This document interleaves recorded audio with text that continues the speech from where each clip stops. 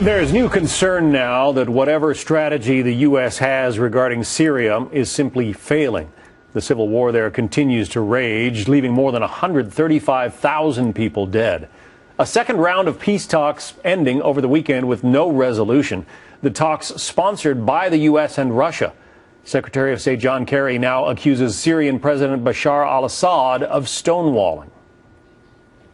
We still believe there is no military solution with respect to Syria. There has to be a political resolution. But right now, Bashar al-Assad has not engaged in the discussions. They have refused to open up one moment of discussion legitimately about a transition government.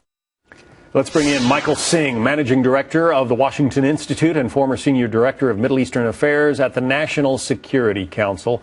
Michael, we mentioned that Russia is co-sponsor of these talks. Russia is a huge player, has a lot of influence over President Assad. Why are these talks going nowhere?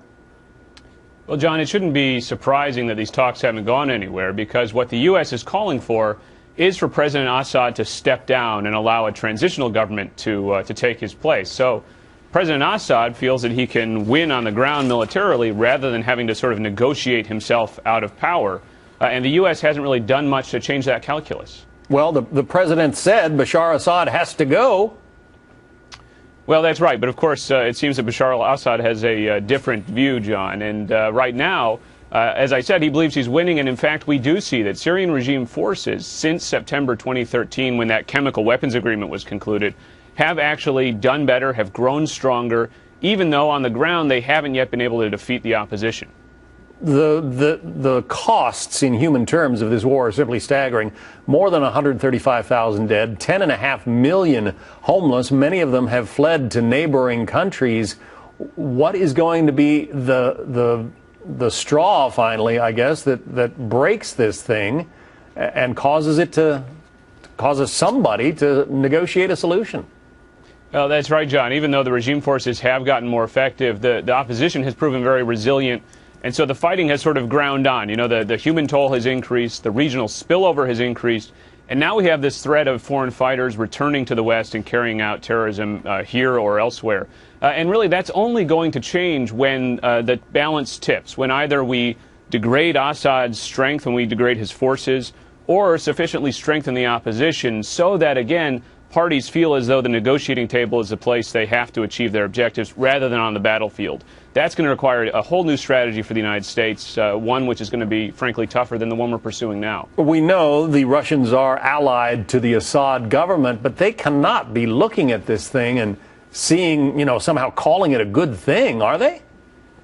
Well, look, if for Russia this is about preserving its influence in the Middle East, it's about sort of pushing back on sort of the U.S. achieving our objectives there, and various other factors, then I think that, Russia may feel that, yes, it's winning its war in Syria, essentially. It's providing a lot of the weapons, a lot of the funding that Assad is using to sort of stay in power.